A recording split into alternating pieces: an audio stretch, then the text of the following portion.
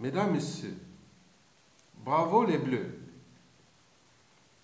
Honte à l'Afrique et stupidité aux résistants congolais à la dictature France-Afrique médiévale et qui sévit au Congo-Brazzaville actuellement et qui est incarné par le néo-sous-traitant négrier, M.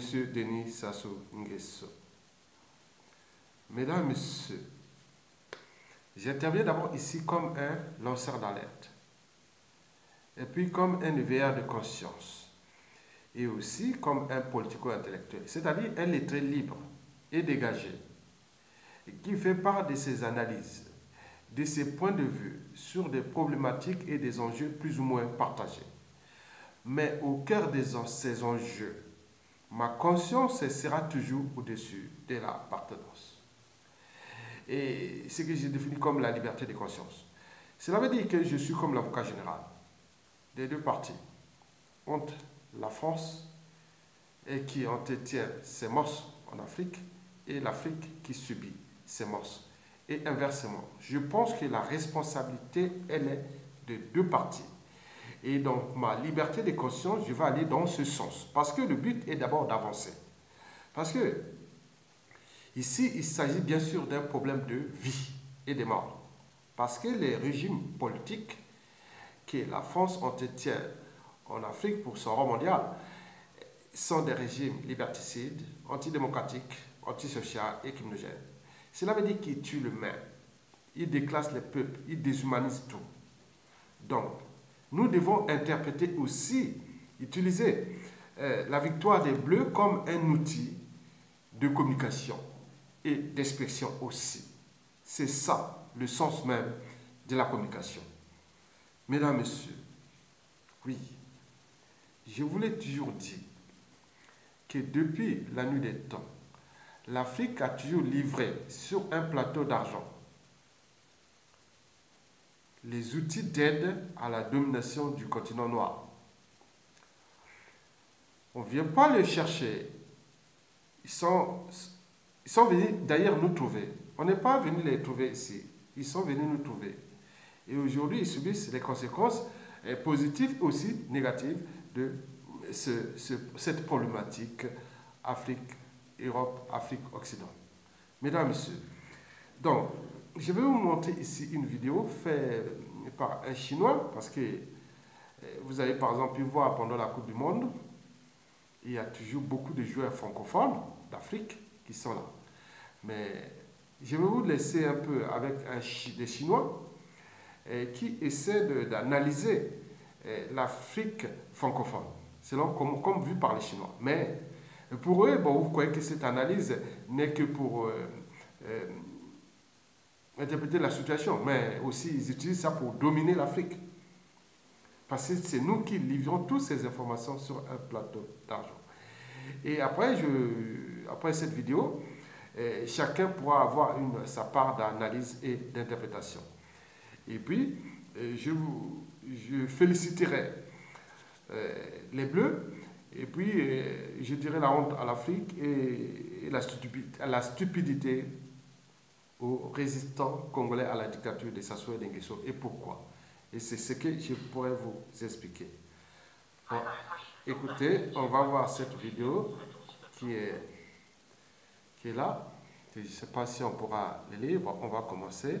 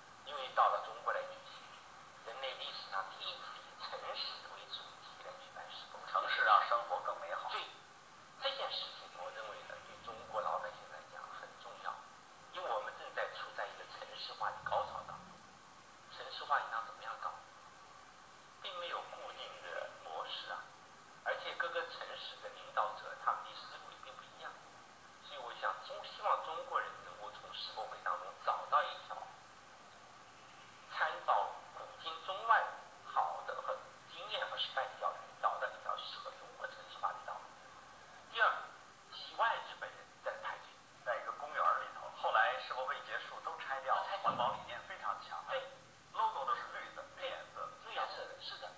他排队，因为这个世博会大家都来看的，很短的时间，就是184天，几万日本人排队，等了几个小时，一走之后地上片子不了。你不能不佩服日本人的志气和对这个公共道德。我想我们中国人排队排几个小时，家山会没有，弄得这个地上狼藉不堪会不会有？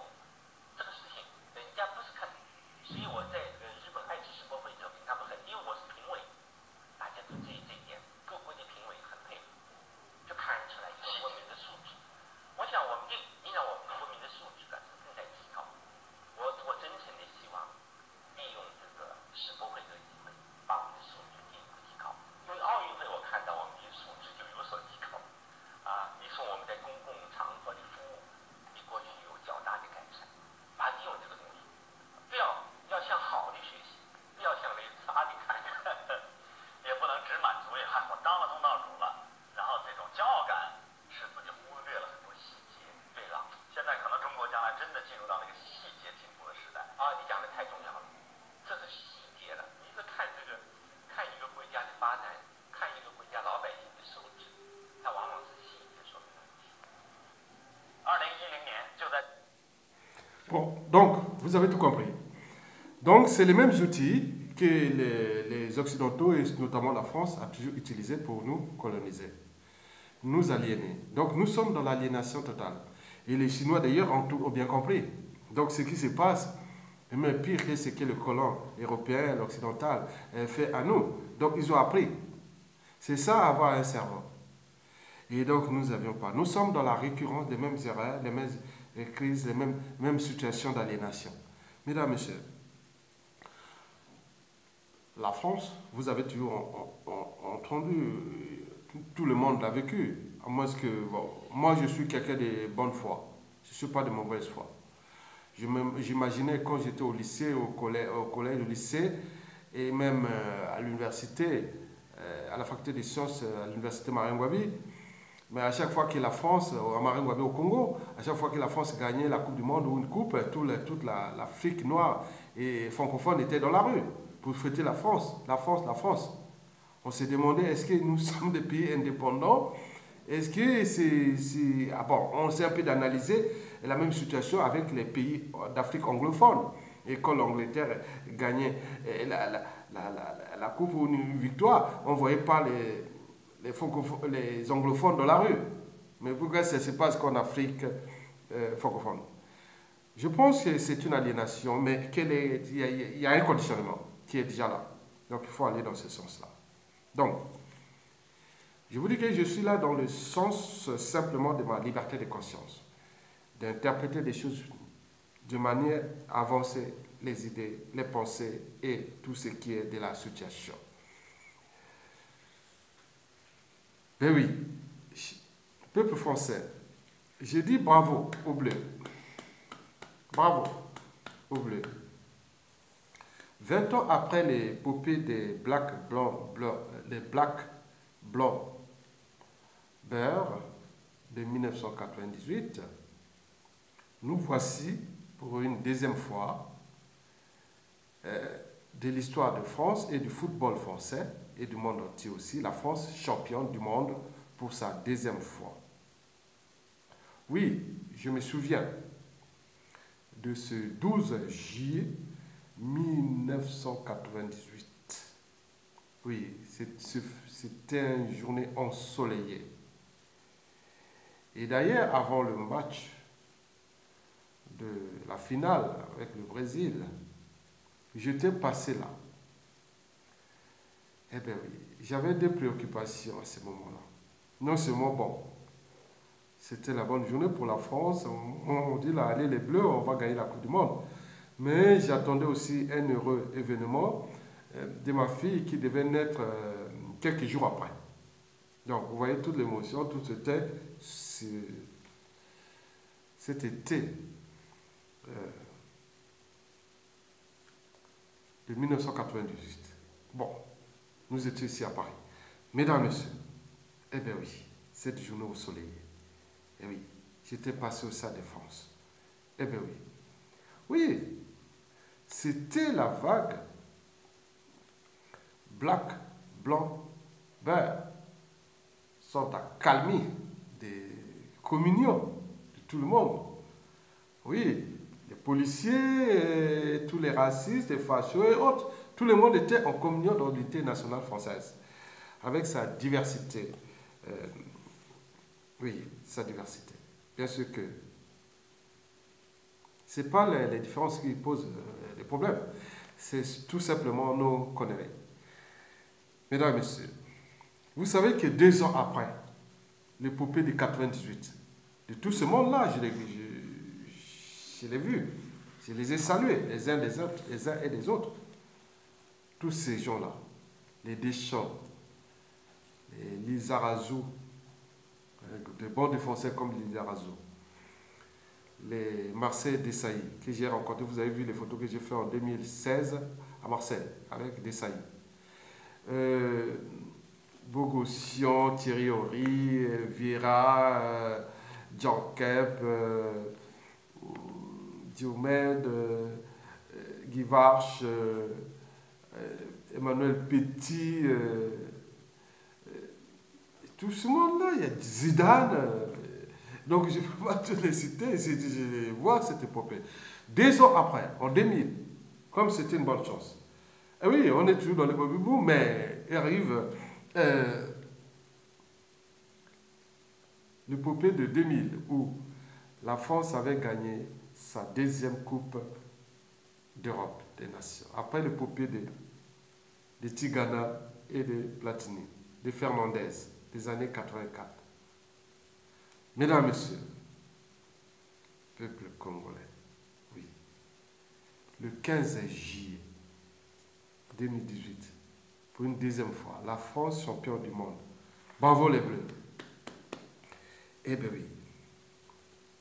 Donc, je ne sais pas s'ils pourront répéter l'expérience de 98 à 2000, c'est-à-dire champion du monde en 98 et champion d'Europe en 2000. Donc, peut-être qu'en 2020, la France va être, pour une 3e fois, championne d'Europe. Et qui le sait. Mesdames, Messieurs, eh bien oui. En fait, je n'étais ni pour la France, ni pour la Croatie. Cette fois-ci. Les autres années, bien sûr. Mais cette fois-ci, je n'étais pas ni pour la France, ni pour la Croatie. J'étais pour que le meilleur gagne. Parce que je suis d'abord congolais. Et donc, moi, j'étais au-dessus un peu de la mêlée. Et donc, je disais que le meilleur gagne. Bon, le meilleur, ce fut la France. Elle a gagné. Et bravo, la France. Point barre. Mesdames, Messieurs, notons au passage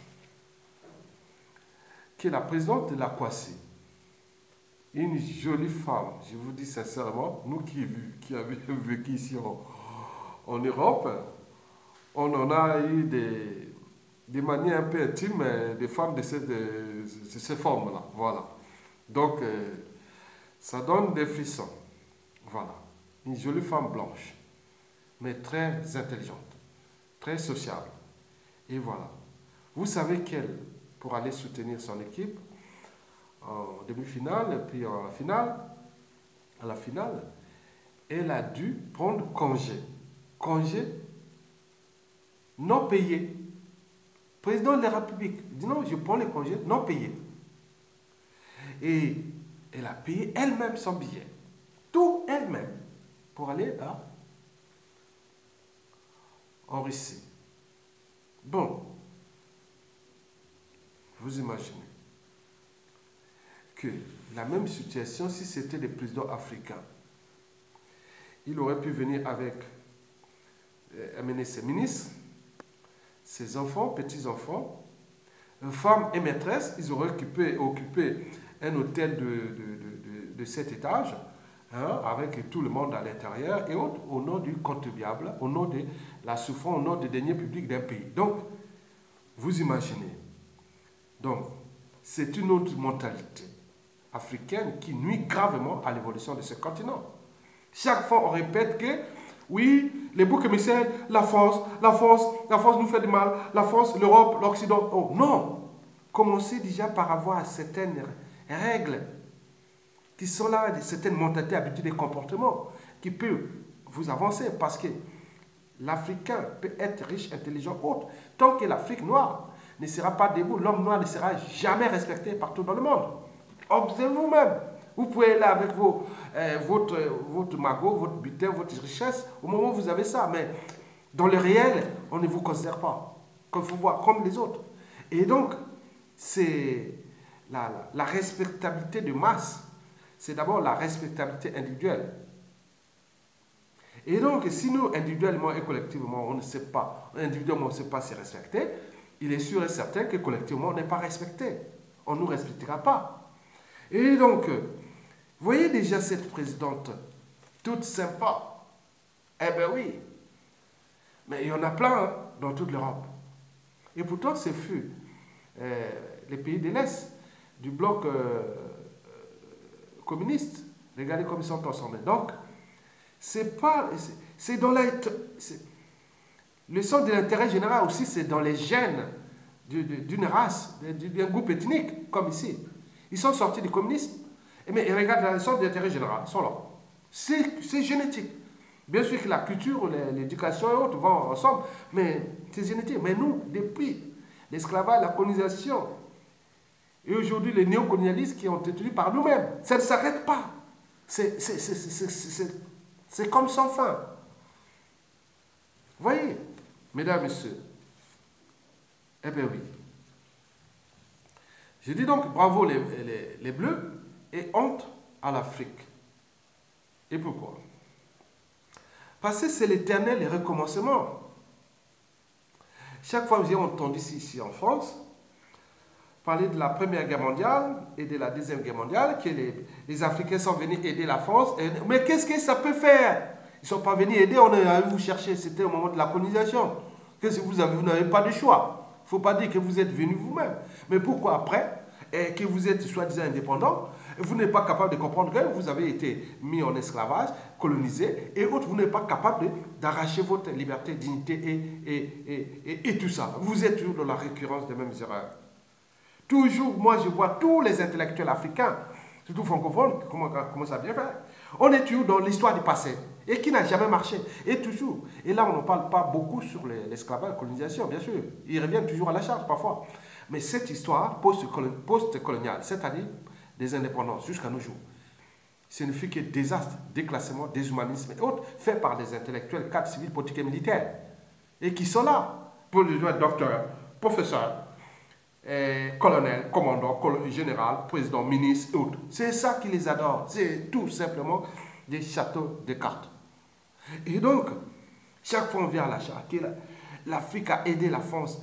Mais qu'est-ce que ça peut faire? Mais maintenant, vous-même, faites que la France puisse vous aider. Mais pourquoi vous n'êtes pas capable? Donc c'est là, c'est déjà là, la matière grise. Mesdames, messieurs, il ne suffit pas seulement d'avoir la matière grise, il faut avoir l'esprit. Oui, l'esprit de liberté, de dignité, de courage, de sens du devoir, de mémoire et du but même de la condition humaine et existentielle.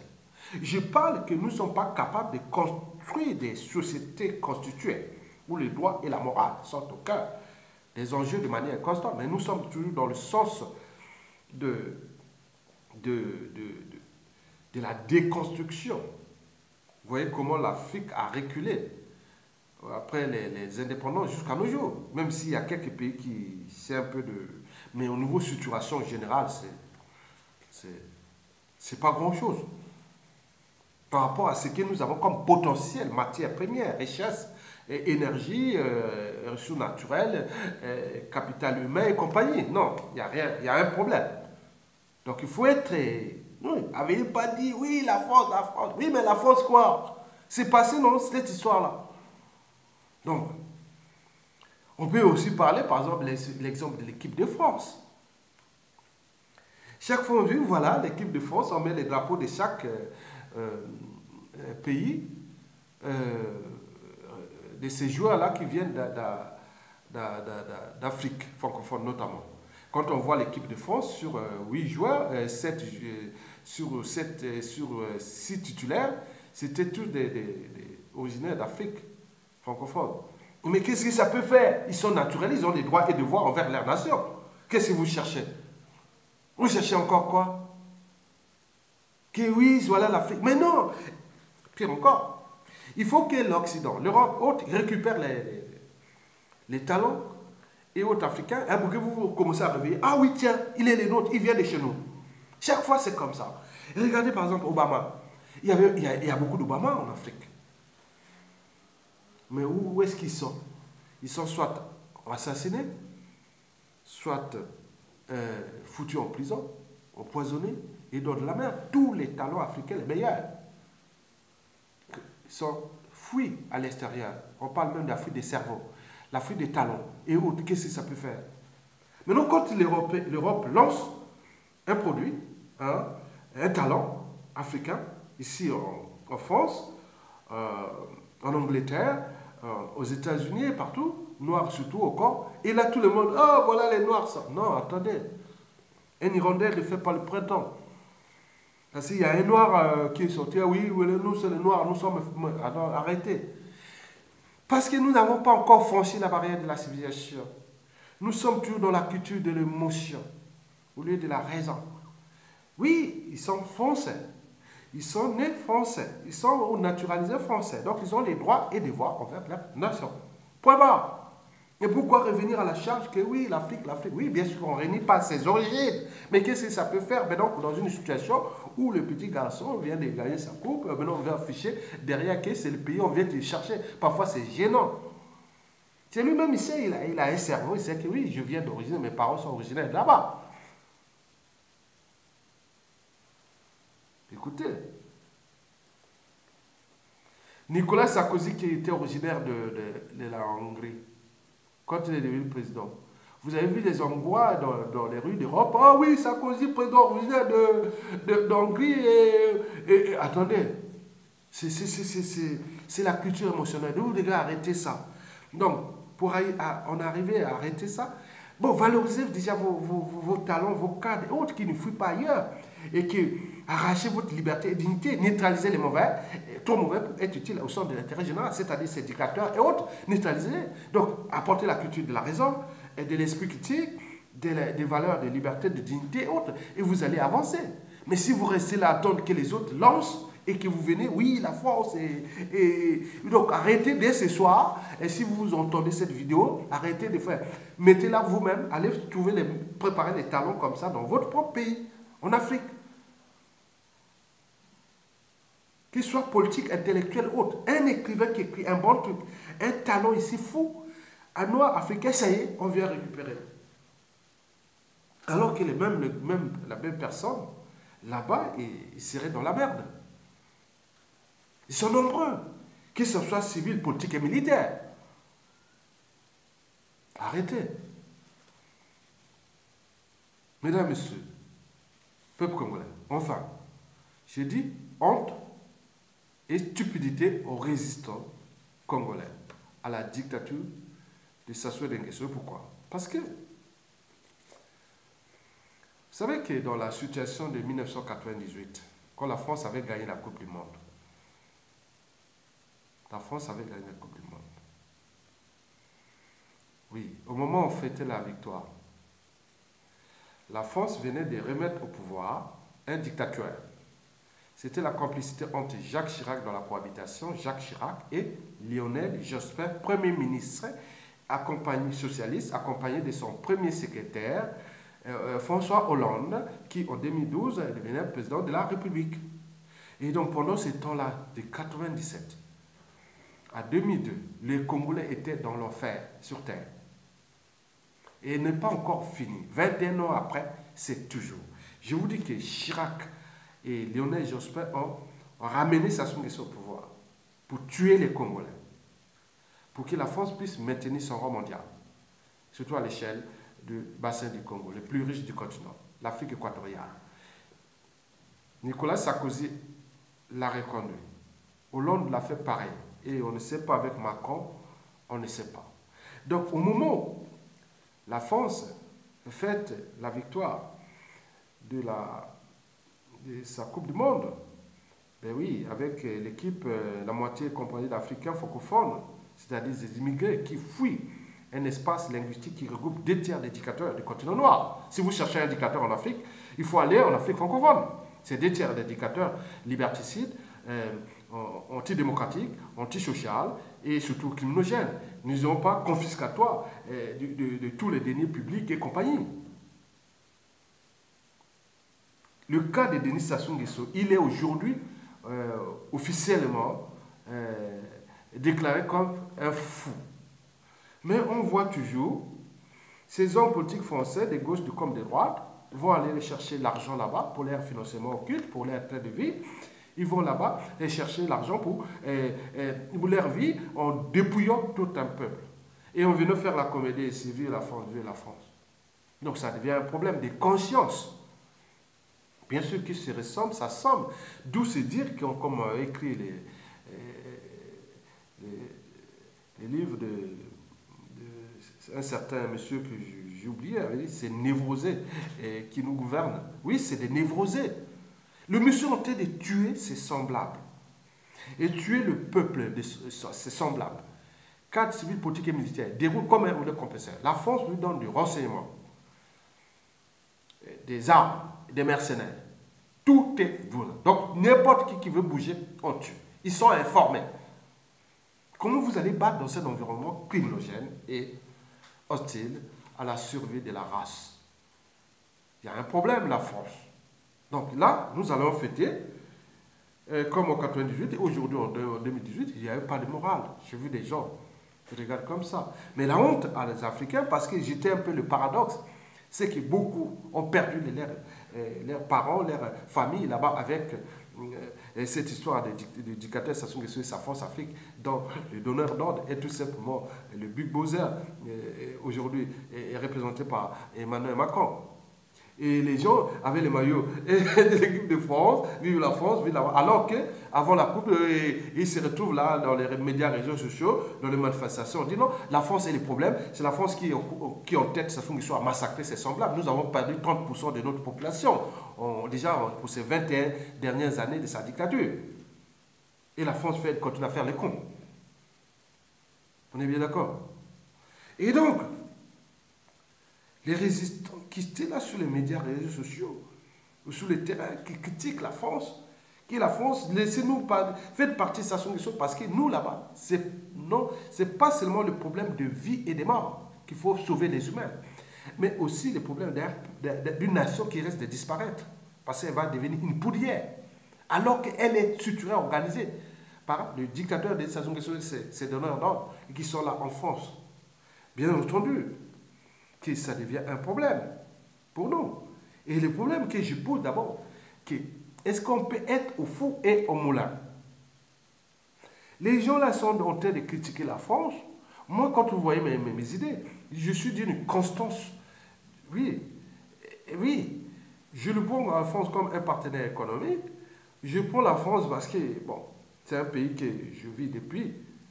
Oui, j'ai maintenant une descendance française qui sort de mes gènes, et c'est pas tout, mais aussi la vie, les peuples ont besoin aussi pas que de foot, il y a aussi besoin que les enfants, petits-enfants peuvent aller voir les familles et autres, ils peuvent faire tout naturellement, mais on ne va pas empêcher les gens qui sont maintenant ils deviennent des apatrides, et d'autres sont des immigrés forcés et compagnie, parce que la France mettait son rang. Je vous rappelle que pendant Mitterrand, le mitterrandisme, quand Mitterrand est mort en 1996, il avait laissé la France, c'était la 4e puissance économique du monde. Chirac, après Chirac, la France était au 5e rang mondial. Et Chirac et Sarkozy. Et après, avec Hollande, la France est maintenant au 6e rang mondial. Et là, aux dernières nouvelles, la France se trouve au 7e rang mondial, 7e puissance mondiale. Et qui l'a remplacé? C'est l'Inde. Et l'Inde n'entretient pas les dictateurs en Afrique. L'Inde ne tue pas des commandités, des assassinats conspirés contre la volonté des peuples là-bas. L'Inde n'a pas de monnaie en Afrique. Mais la France qui a tous ces trucs-là et qui ont été aller à reculons. Donc il y a un souci non seulement de transformation des mentalités, habitudes et comportements qui nuisent gravement non seulement au rang de la France dans le monde, et surtout à cette échelle africaine, mais aussi par ricochet aussi l'Afrique francophone. Elle est aujourd'hui la plus déclassée, la plus déshumanisée et la plus décivilisée. Et quand vous voyez tous les rangs des pays africains et qui sont les plus dynamiques, où il y a les alternances politiques, où il y a tout qui marche un petit peu, plus ou moins en tenant compte des anthropologies endogènes et de la culture aussi de ces peuples, mais on voit que ça bouge un peu en Afrique anglophone. Et c'est les raisons pour lesquelles ces pays sont les plus dynamiques. Eh bien oui, que l'Afrique francophone, qui aujourd'hui s'enfonce, surendettée à mort, très fragilisée. Mais par qui? Parce que la France tire toujours vers le bas. Ces peuples, et ensemble, c'est un suicide collectif. Parce que si ces peuples avaient... il y avait des gens responsables à la tête de ces pays, ils auraient entraîné tout le monde parce que nous avons une histoire commune avec la France. Elle est éternelle et sera éternelle. L'histoire de l'esclavage, colonisation et de tous ces trucs-là qui ensemble. C'est comme l'Afrique avec le continent américain, que ce soit les États-Unis, l'Amérique latine, les Caraïbes, et tout ça, on parlera toujours de l'Afrique. Donc c'est éternel. Donc pourquoi foutre les bazars dans un truc que nous avions encore beaucoup de choses pour longtemps? Il y a un problème. Et donc la France recule. Parce que regardez déjà les réserves des francs CFA. Ils se fondent en zone CEMAC, c'est chez nous, au Congo-Brazzaville, Gabon, Cameroun et autres. Mais pourquoi? Parce qu'on a maintenu des dictateurs, des monstres, et qu'il y a méfiance et défiance. Les gens ne travaillent pas, ils sont qu'il a à travailler sur la dette, on exploite des matières premières et les coûts mondiaux. Donc, il y a mal de gouvernance, on ne peut pas faire d'autres choix. Donc, les réserves du franc CFA se fondent. La France a des soucis avec l'Union européenne pour le problème de la conversion de l'euro franc CFA. Et tu vois pourquoi on mettait cette monnaie des colonies et autres. Donc, on est là, beaucoup de choses qui se maintiennent alors que d'un côté, ces pays se fondent et la France aussi. Comme l'a dit donc Mitterrand et Chirac, ils avaient raison. Et que sur l'Afrique, et la France sera au 9e et au 16e, de 9e au 16e rang mondial. Et ce qui ne va pas tarder à arriver. Parce que les grands requins commencent à rentrer là. Donc, la France va perdre, alors qu'elle avait tout à gagner. Je dis que les solutions existent. Je vous l'avais dit, les solutions existent parce que c'est comme la vie à bicyclette. Laissez l'Afrique librement, francophone, librement choisir ses dirigeants. Les gens responsables, ils peuvent s'embrouiller comme dans un processus, ils vont construire, ils vont se battre, ils vont comme partout. Mais il y aura des gens responsables, déjà pour les problèmes de la gouvernance. Et donc, ils sont responsables, et ça va amener le dynamisme. Pardon, il va amener le dynamisme à tout le monde.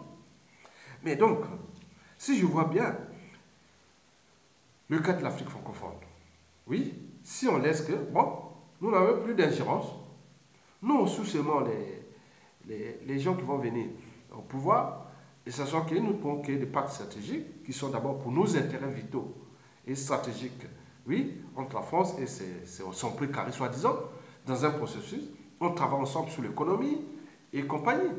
Les marchés, la culture et tout ça ensemble. Donc, il peut arriver que bon, ben, les pays-là deviennent responsables et il y a moins d'immigrés qui viennent encore avoir des coûts sociaux, judiciaires ici en France. Et ils viennent ici en tant que touristes. Beaucoup vont aller, les entreprises françaises vont aller dans le sens du marché là-bas, et le marché responsable, pas des gens qui viennent taper l'épaule d'indicateurs. Ils font des marchés d'exploitation des matières premières de manière anarchique, avec des impacts environnementaux, où ils pillent les comptes de ces peuples, après ils reviennent ici. Donc l'argent n'est pas placé ici en France, il est placé dans les paradis fiscaux. Donc vous voyez déjà ça. Parce que malgré le rang que la France continue telle à soutenir des monstres, et là, la France recule.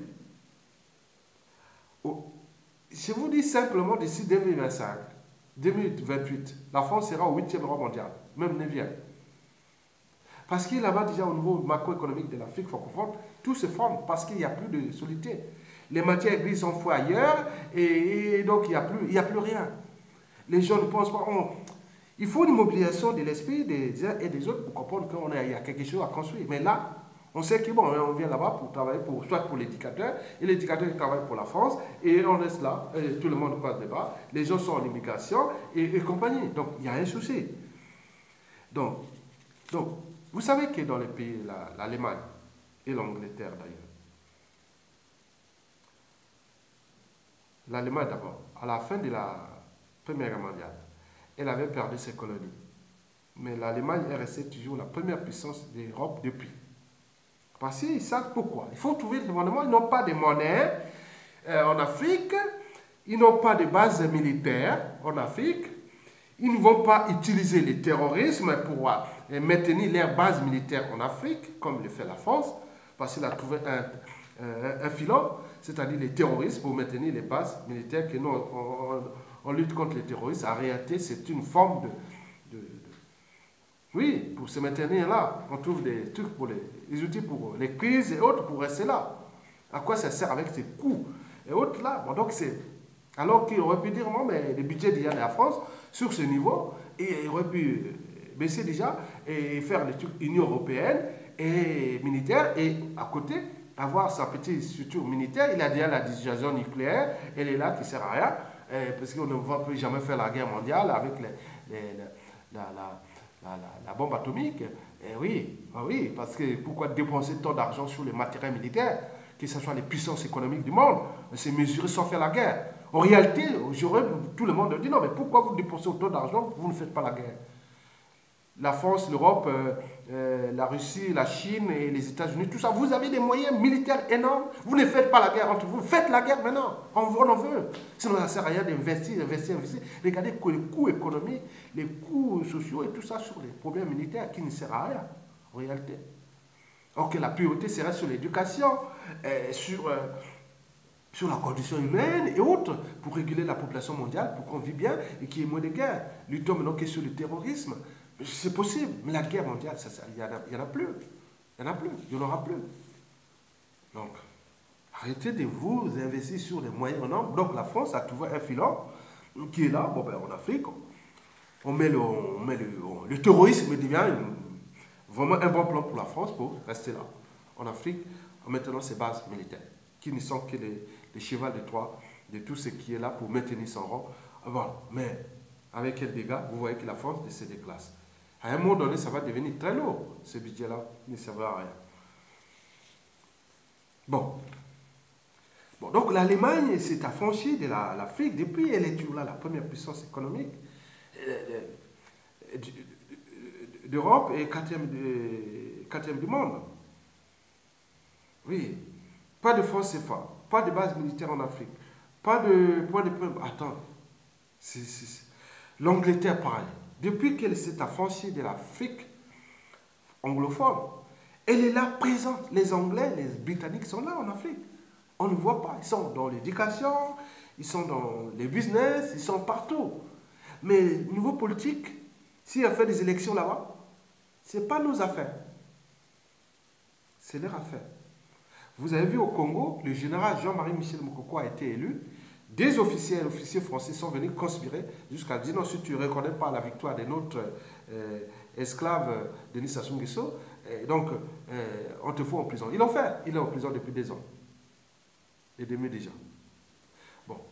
Regardez là ce qui va se passer, ce qui s'est passé au Gabon. Pareil. Regardez ce qui va se passer au Cameroun en octobre. Pareil. On va maintenir le gars qui est là, qui passe Biya. Elle est depuis peut-être 36 ans au pouvoir. Il passe l'essentiel de son temps en Suisse pour se soigner, 9 mois là-bas en Suisse, et 3 mois au pays là-bas, simplement pour pas grand-chose. Et là, il va se représenter. Vous voyez comment ça se passe qu'en Afrique francophone. En Afrique anglophone, il reste qui? En dehors de Museveni, en Ouganda, pas grand-chose. Partout, c'est des dynamiques. Mais nous, des tiers. Par exemple, l'Afrique centrale, l'Afrique équatoriale, là où passe l'Équateur, chez moi, 100% des régimes sont francophones et dictatoriaux. Comment imaginer? Comment on était? Bon, le problème, c'est pas aussi la France, parce que leur cerveau est géré quand même à la France. Quand on voit ces individus-là qui sont soi-disant dictateurs, mais surtout, ce n'est pas eux. Moi, ce que je vois, c'est que ceux qui les entourent, c'est-à-dire les ministres, les directeurs, tous ceux qui travaillent pour cette dictature, je dis, il n'y a pas de cerveau, il n'y a rien, c'est humiliant. On vous donne les ordres d'ailleurs. Donc, prends ton diplôme là, tu jettes tout. Tu prends ton cerveau, tu l'enlèves, tu mets les feuilles de manioc à l'intérieur, tu dis, il n'y a plus rien, tu attends que l'enfant vous donne les ordres, que ça soit parti à quelle heure, envoyer les armes pour aller tuer, faire la guerre dans le pool, envoyer ça, faire ça, c'est que ça. Donc, je voulais seulement dire que je n'ai aucune émotion pour ça, je ne suis que là dans le sens de la raison. Donc, en réalité, la France est aussi une partie du problème de l'Afrique, mais n'est pas le problème. Le problème, c'est d'abord nous-mêmes. Comme l'a dit les Chinois dans la vidéo, c'est une forme d'aliénation nous-mêmes. Et n'est pas seulement envers l'extérieur, l'étranger, la France, les puissances, entre nous. Entre nous, il y a des choses qu'on ne peut pas. Nous sommes en crise de civilisation. On n'est pas encore entré dans l'histoire humaine. Déjà, la barrière de la raison. Dis non, à un moment donné, ça n'a pas marché, laisse tomber. Rien du tout. Tu critiques quelqu'un, ça y est, c'est la mort assurée, c'est le déclassement, c'est les autres. Mais sinon, regarde, je critique la France ici. Est-ce que je suis en prison? Est-ce qu'on est venu me chercher ou autre? Non, non. Oui, parce qu'ici, on avance. Celui qui ou celle qui n'accepte pas la critique n'avancera jamais. La critique aiguise non seulement l'intelligence, mais l'éveil des consciences. Et n'oublions pas les valeurs, qui sont des valeurs de liberté, de dignité, de justice, et du but même de la condition humaine, et des devoirs de mémoire et compagnie. Ici, c'est un droit, les droits des sociétés constituées. Cela veut dire que le droit est là. Ils ont des principes et des valeurs et autres qu'ils doivent respecter. Malgré la domination, les gros poissons mangent tous les petits poissons. Nous cherchons à raisonner un peu quelque part la France pour qu'on puisse avancer ensemble parce que nous sommes rentrés dans un suicide collectif entre la France et ses ex-colonies ou son précaré africain. Même si on utilise avec le foot et autres, bon. On a vu là en France la critique. Il dit, ah tiens, des milliers de personnes aux Champs-Élysées pour aller à la Tour Eiffel là. Hein? Hier là, je passais à côté là, je ne suis pas sorti de l'autre métro parce qu'il y avait trop de monde. Je suis passé sur l'autre côté hein, pour ne pas passer les stations de métro qui étaient autour des Champs-Élysées et les Champs de Mars et tout ça, c'était vraiment l'enfer. Donc j'étais obligé de sortir un peu plus loin et autres. Bon, donc, et j'en dis non, mais attendez, tout ce monde-là, s'il y avait pour les acquis sociaux et des problèmes aussi d'immigration, on dit non, la France, tout le monde dans la rue. Il dit non, l'oligarchie politico-affairiste française et tout ce monde-là devient des problèmes de la France aussi quelque part. Parce que tout ce monde était dans la rue. Il dit non, la France stop aux dictateurs, laissez ces pays libres et que nous aurons les meilleurs qui pourront venir ici de leur libre choix. Nous aussi, on peut faire de la fête. Toute l'Afrique francophone sera en symbiose avec la France, on fait la fête dans nos blocs, puisque nous sommes dans cette culture-là depuis l'aliénation depuis, et qu'est-ce que ça peut faire? Bon, donc, mais là, les Français sont allés massivement, mais pour leurs problèmes sociaux, économiques, là, ils ne sortent pas dans la rue. Donc, vous voyez le paradoxe. Donc, moi, je vous dis simplement que je ne suis que là pour la libre pensée, la liberté d'expression et d'association. Je dis, malgré les enjeux, je suis toujours au cœur de ma liberté de conscience. Vous allez toujours vous partager. Mais parfois, pour moi, il est plus facile pour moi d'attaquer les Européens. Parce qu'ils ont franchi la barrière de la raison. Mais nous, on remet toujours l'histoire du tribut, il y a beaucoup de choses. Dès qu'il y a quelque chose qui ne marche pas, quand un blanc il fait faire quelque chose contre un noir ici, ah oui, c'est le racisme. Ah oui, c'est le racisme. Non, non, non, non. Mais nous, qu'est-ce que ça fait? Le tribalisme est plus dangereux que le racisme ici. Parce que le racisme est légiféré, déjà ici en France, et beaucoup de pays européens, occidentaux. Mais nous, rien du tout. Donc, à commencer déjà par balayer chez nous-mêmes pour dire non, on nous fait du mal, on nous fait du mal. En réalité, c'est nous-mêmes qui nous faisons du mal parce que l'ennemi de l'Afrique, c'est l'Africain lui-même. L'ennemi du noir, c'est le noir lui-même. Parce qu'il existe une certaine mentalité noire et qui nuit gravement à l'évolution du continent noir sur tous les plans. Et n'oublions pas la respectabilité interraciale sur différentes échelles, continentales et planétaires. Mesdames et messieurs, je vous remercie.